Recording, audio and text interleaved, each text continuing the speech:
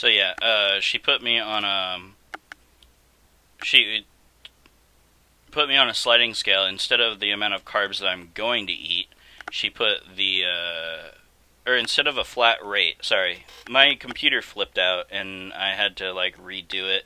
So I'm actually going to have to splice together two videos. So if you see it cut out and start again just before this, that's what happened.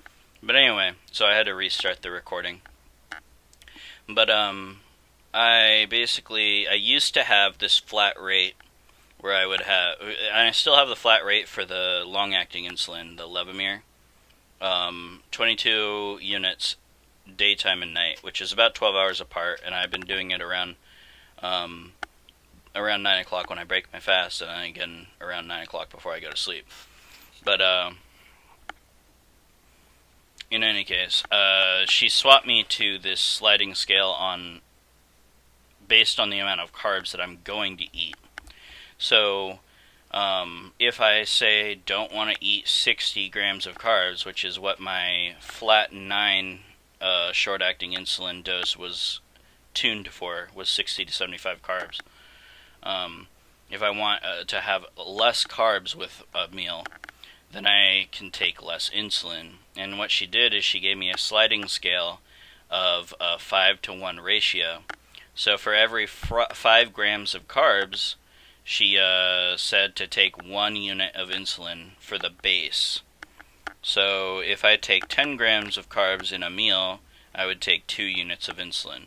And if I take 60 grams of carbs, I would take 12 units of insulin. Which actually, it sounds like it's even more than before. Because, I mean, if I actually take that many, to 10 units to 60, I don't know. That just seems weird. I just thought about that.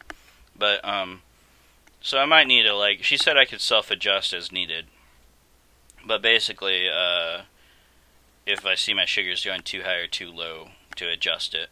But long story short, she was saying 5 to 1, and then if I wanted to, I could do 6 to 1, and kind of adjust it over time to see where it fits best.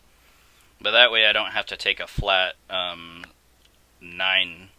every single meal, which means that I don't have to consume as many carbs if I don't want to, which helps with the dieting aspect and trying to lose weight. And that's basically what it comes down to. And so I appreciate that. I brought it up. But also, the cool thing about this meeting is, I don't know if you can see it. I might have to stand up for it, I'm not sure. But here on the back of my arm, right here, is a little circle. And that thing goes on the surface of my skin, and it actually kind of, when she first puts it on, it punctures the skin a little bit. So, it basically is constantly reading blood sugar levels, and what it's doing is it's taking recordings for the next week, and I'm supposed to just leave it on there. I can shower with it and everything, but I keep it on there for a week, and then in a week's time she has a follow-up with me in about a week. That's basically to remove that, collect the data, and as long as in that week I'm taking measurements of my blood sugar at least 4 times a day, as well as recording my insulin doses and my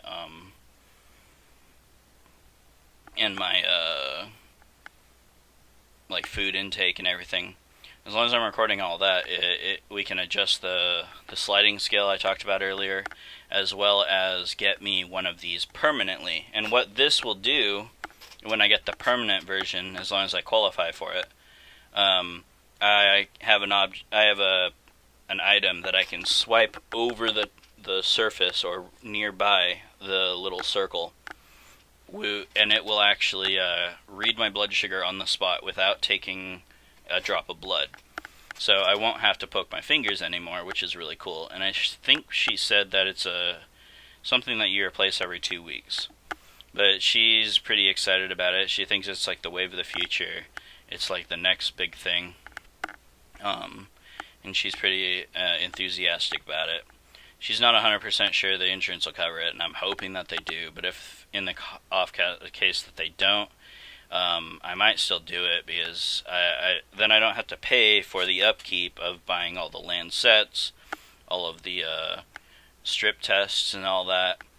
And it should be, or it's supposedly pretty much the same accuracy.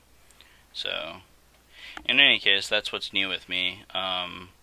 I haven't really been doing too much other than that, and that's pretty much all the new stuff with me. So I'll go ahead and end this video here, and I'll have to splice them together before I upload them this time. But I'll go ahead and try and do that before work today. If you like following along with these updates, go ahead and subscribe to my YouTube below. And then if you want to help me out, hit like, maybe throw a comment or something in there. That'd be cool. But you don't have to. No big deal. Alright, y'all have a good one.